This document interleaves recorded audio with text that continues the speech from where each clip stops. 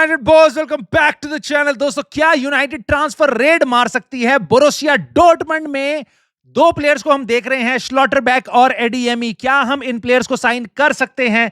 क्या हमें इन प्लेयर्स को साइन करना चाहिए?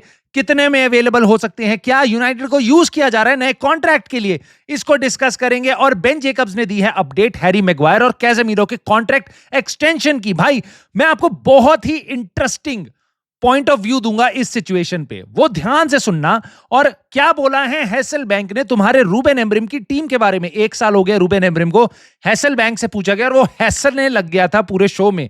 भाई, बात करेंगे। और ओले जी ने क्या बोला है, ओले गुनर सोल्जर ने क्या बोला है रूबेन एमरिम के सिस्टम के ऊपर? बहुत इंटरेस्टिंग कमेंट्स हैं, एंड तक देखना, मजा आएगा। लाइक कर देना, सब्सक्राइब कर लेना नहीं किया अभी तक तो, और हाइप कर देना सपोर्ट दिखाने के लिए। और कमेंट करके अपने थॉट्स बता सकते हो भाई, क्योंकि मैं जानना चाहता हूं तुम क्या सोचते हो इन ट्रांसफर से रिलेटेड। भाई, फीचर्स नॉट नेट करके एक आउटलेट है, उसने रिपोर्ट किया है कि निको श्लॉटरबैक, भाई 25 साल का लेफ्ट फुटेड डिफेंडर है बोरुसिया डॉर्टमंड का। जिनको नहीं पता मैं बता देता हूं, और जर्मनी के लिए खेलता है। और बेसिकली प्लेयर काफी अच्छा है, प्लेयर काफी बढ़िया है, ठीक है। 3.5 साल हो गए हैं उसको डॉर्टमंड में, यानी कि चैंपियंस लीग कंसिस्टेंटली खेले जा रहा है और काफी अच्छा खेल रहा है ओवरऑल। और ट्रांसफर मार्केट में देखो, इसके कोई रिपोर्ट नहीं आई कि डॉर्टमंड इतना पैसा चाह रही है, उतना पैसा चाह रही है, बट ट्रांसफर मार्केट में आप देखोगे तो पता चलेगा 35 मिलियन पाउंड के आसपास है। और मुझे लगता है ये फेयर वैल्यूज की है। रीजन उसका एक और भी है, मे बी इससे कम। क्यों? क्योंकि अगले साल इसका कॉन्ट्रैक्ट खत्म हो रहा है और रूमर्स आ रहे हैं ये अपना कॉन्ट्रैक्ट बोरुसिया डॉर्टमंड के साथ एक्सटेंड नहीं करेगा। नाउ जब वो अपना कॉन्ट्रैक्ट एक्सटेंड नहीं कर रहा, तो ये बहुत से क्लब्स के लिए काफी इंटरेस्टिंग प्रपोजिशन बन जाता है। नाउ क्लब्स जो इस प्लेयर में इंटरेस्टेड हैं, यूनाइटेड को fitchages.net ने बोला है are the favourites to sign him.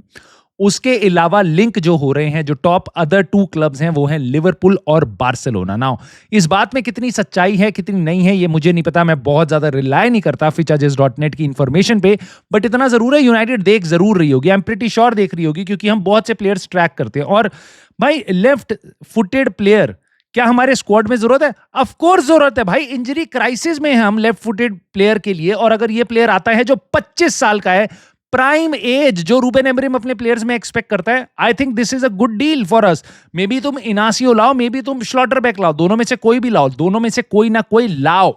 बात है कोई ना कोई लाओ, हमें चाहिए हमें। लेकिन क्या मिलेगा उसके बारे में मैं तुम्हें बताता हूं। बट यहां पे ये भी हो सकता है यूनाइटेड को यूज किया जा रहा है, और अगर नहीं भी यूज किया जा रहा तो हो सकता है बार्सिलोना की तरफ प्लेयर चला जाए। अगर बार्सिलोना कह रही है हम तेरे को साइन करेंगे, 1 साल और रुक जा, या मे बी हम समर में आ जाएंगे साइन करने, और यूनाइटेड जा रही है समर में, they player probably would go to Barcelona, because उनको पता है कि भाई प्लेयर्स को कि Barcelona is a better brand right now in the footballing world as compare to Manchester United. क्यों? क्योंकि बार्सिलोना हर दूसरे सीजन कम से कम एक्सपेक्टेड है अब ला लीगा वगैरह जीतने के लिए, चैंपियंस लीग हर सीजन खेलेगी। यूनाइटेड का क्या भरोसा है, कुछ नहीं पता। तो मेरे को दिखता है भाई बार्सिलोना के साथ प्रॉबेबली हम कंपीट नहीं कर सकते। बट लिवरपूल दूसरी साइड है, लिवरपूल में भी वो प्लेयर जा सकता है। भाई, लिवरपूल अपने ही तरफ से बहुत सारे प्लेयर्स और देख रही है डिफेंस में ऐड करने के लिए। सो इंटरेस्टिंग बैटल हो सकता है। बट अगर यूनाइटेड इस जनवरी में जाएगी तो प्रॉबेबली आप बार्सिलोना को स्किप कर सकते हो, मे बी आप लिवरपूल को बीट कर सकते हो, क्योंकि लिवरपूल अभी बिजी है कोनाटे की डील में और देखने के लिए और किस प्लेयर को ला सकते हैं।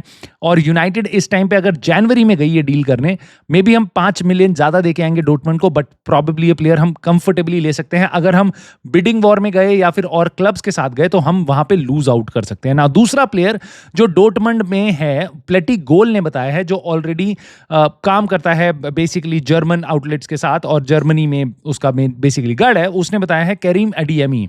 भाई, ये 23 साल का फॉरवर्ड है, स्ट्राइकर है, जो डॉर्टमंड के लिए काफी अच्छा खेल रहा है और 2-3 सीजन से वहां पे खेल रहा है ना। 23 साल का है और बेसिकली उसकी नए कॉन्ट्रैक्ट की बातें चल रही हैं इस टाइम पे। और प्लेटी गोल ने बताया है कि यूनाइटेड ने इंक्वायर किया है, यहाँ पे फेवरेट्स वगैरह कुछ नहीं बोला, बट बताया कि यूनाइटेड ने पूछताछ करी है किसके साथ? Jorge Mendes. जिनको पता होगा भाई, क्रिस्टियानो रोनाल्डो या उससे पहले उसके बाद के बहुत सारे players, Jorge Mendes, Manchester United, very very very healthy relationship, बहुत ही सही सुपर एजेंट, बहुत ही तगड़ा एजेंट और बहुत ही रिस्पेक्टफुल एजेंट फुटबॉलिंग वर्ल्ड में।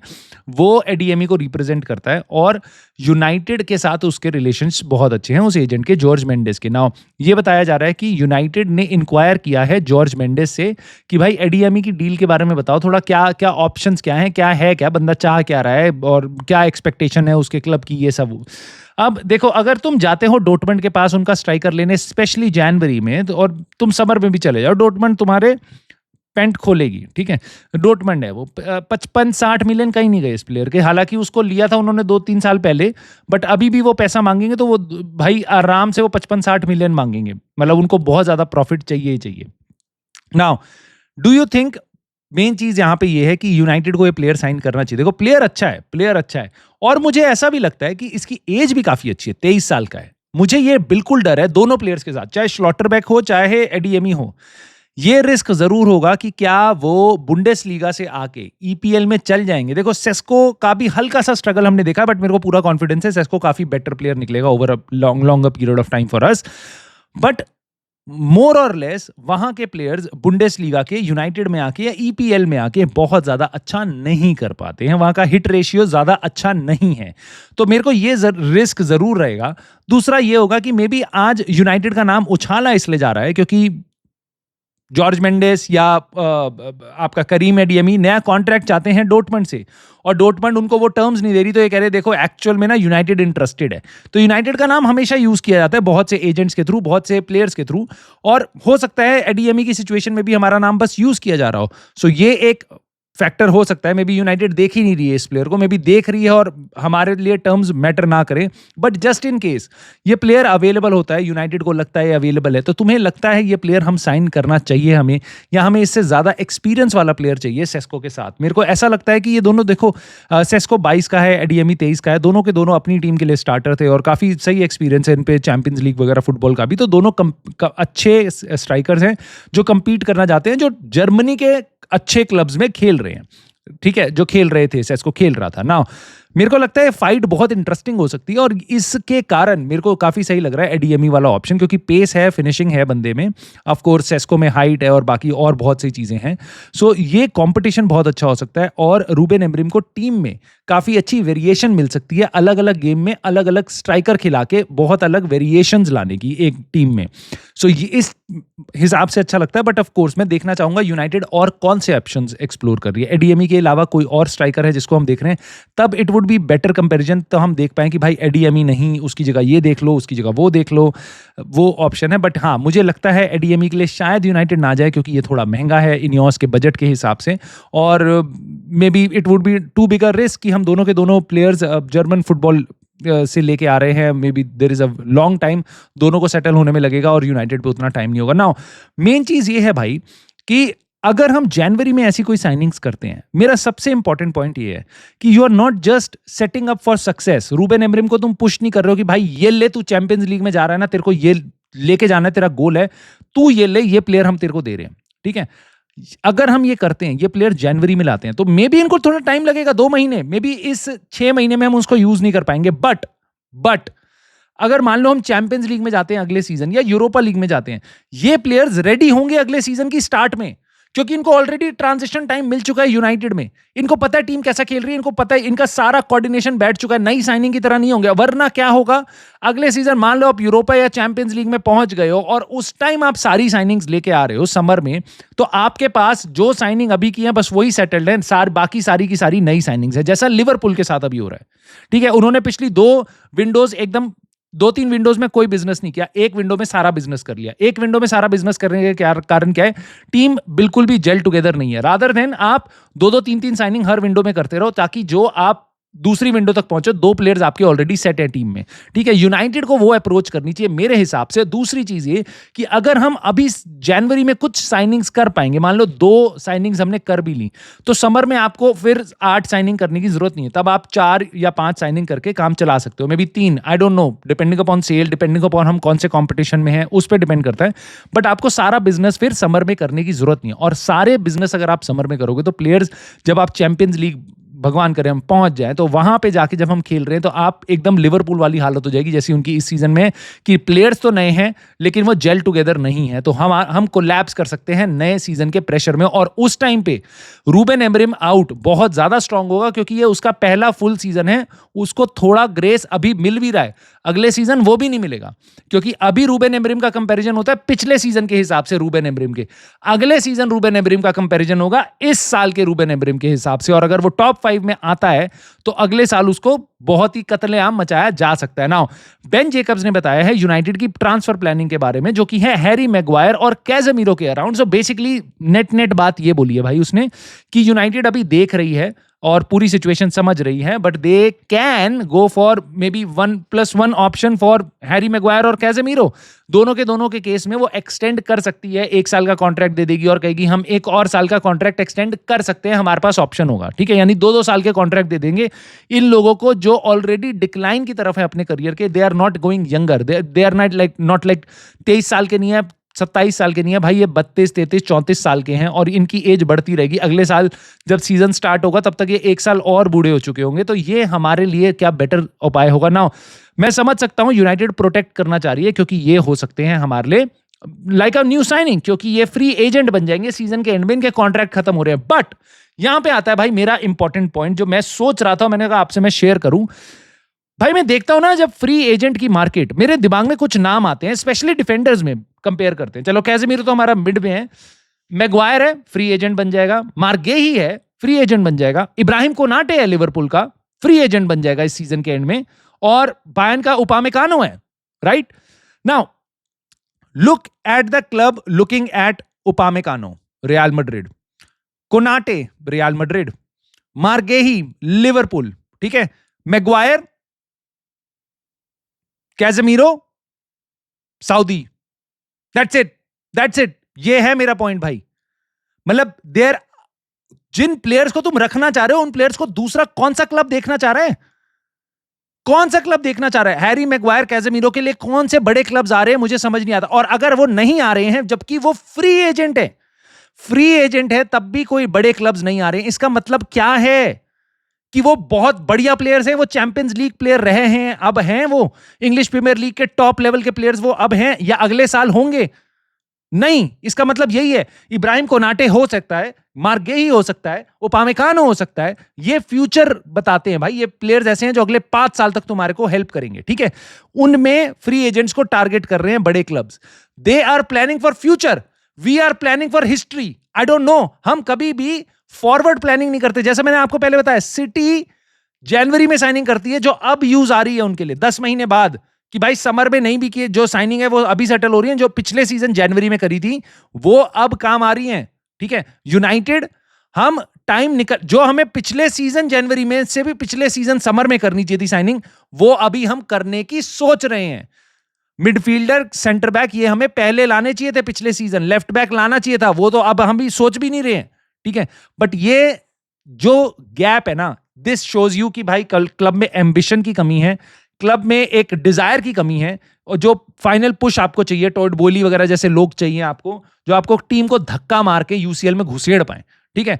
ये मेरे को एक गंदी चीज लगती है यूनाइटेड के साथ, और ये मेरा एक कंसर्न है। But I hope I am wrong, और मेरी एक्सपेक्टेशन भी यही है कि कम से कम हमें 2 साइनिंग मिल जाए। आई नो हमें, देखो, दोनों बड़ी साइनिंग नहीं मिल सकती, एलियट एंडरसन भी मिल गया और आपको 50-60 मिलियन का एक और प्लेयर मिल गया इस जनवरी ट्रांसफर विंडो में, फेयर इनफ, ये नहीं मिल सकती।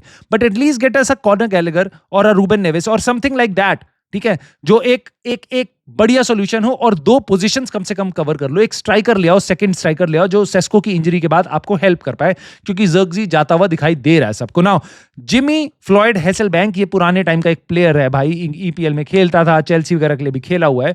नाउ इस बंदे से पूछा गया कि 1 साल हो गया रूबेन एमरिम को, कैसा लग रहा है आपको, क्या कहोगे उनकी इंप्रूवमेंट के बारे में? तो बोल रहा है कि वेयर हैव दे इंप्रूव्ड, मतलब इंप्रूव किया क्या है? They are not scoring more goals and they have not improved at all ना भाई। मतलब मैं क्या ही बोलूं, मतलब मैं बोलूं क्या, बोल क्या दूं, ठीक है। Not scored more goals, मतलब आंख का अंधा आदमी या दिमाग का पैदल आदमी वो भी आराम से टेबल को देख के बता देगा भाई they have scored more goals, they have scored more goals। हम टॉप 4 टीम्स में हैं इन गोल स्कोर्ड दिस सीजन, और भाई कह रहा है they have not scored more goals, they have not improved at all. भाई हम 7th पे हैं, जो पिछले सीजन हम बहुत पीछे फिनिश करे थे। हम इस टाइम पे 18 पॉइंट्स के साथ बैठे हैं 11 गेम के बाद। पिछले सीजन हम 12 पॉइंट्स पे थे। और तो और यूनाइटेड विनिंग पोजीशन में इस सीजन 11 गेम्स में ईपीएल में, ठीक है, 496 मिनट, ऑलमोस्ट 500 मिनट हम विनिंग पोजीशन में रहे हैं, ठीक है। पिछले सीजन के 27 गेम जो रूबेन एमरिम के अंडर थे, अभी 11 गेम, पिछले सीजन के 27 गेम में मिला के हम 500 से भाई 350 मिनट के आसपास थे विनिंग पोजीशन में। 27 गेम्स में 350 मिनट के आसपास थे विनिंग पोजीशन में। अब 11 गेम्स में ही हम 500 मिनट के आसपास टाइम बिता चुके हैं फुटबॉल पिच पे, जब हम विनिंग पोजीशन में थे। बट भाई को लगता है, और ऑफ कोर्स लगता होगा कि हम प्रोग्रेस नहीं कर रहे हैं, बिल्कुल लगता होगा, मैं मान सकता हूं। ये उस ज्ञानी से आ रहा है, ये वहां से आ रहा है। इसका सोर्स देखो क्या है, हैसेलबैंक। इसका मैनेजरियल करियर उठाओगे तो तुम्हें लगेगा वाह, 5 क्लब में इसने टॉप मैनेजर की पोजीशन ली है, किसी भी क्लब में 1 साल से ज्यादा टिक नहीं पाया, और पिछले 3 साल से इसको कोई क्लब लेने को तैयार नहीं हो रहा एज अ मैनेजर। तो मैं बिल्कुल समझ सकता हूं हैसेलबैंक हैसल क्यों रहा था रूबेन एमरिम के ऊपर। नाउ लास्ट में ओले गुनर सोल्जर की बात करूंगा। भाई मैं लेजेंड आदमी है भाई, इसको मैं दिन रात सुन सकता हूं rather than Jamie Carragher, Gary Neville, Roy Keane, anyone else और हैसेलबैंक्स, राइट। ओले बहुत सही बात बोलता है भाई, और मेरे को बड़ा सही, उसने यूनाइटेड के बारे में, काफी सारे प्लेयर्स के बारे में काफी कुछ बोला, सांचो के बारे में, रैशफोर्ड के बारे में, और पूरे टाइम जो उसका था उसके आसपास।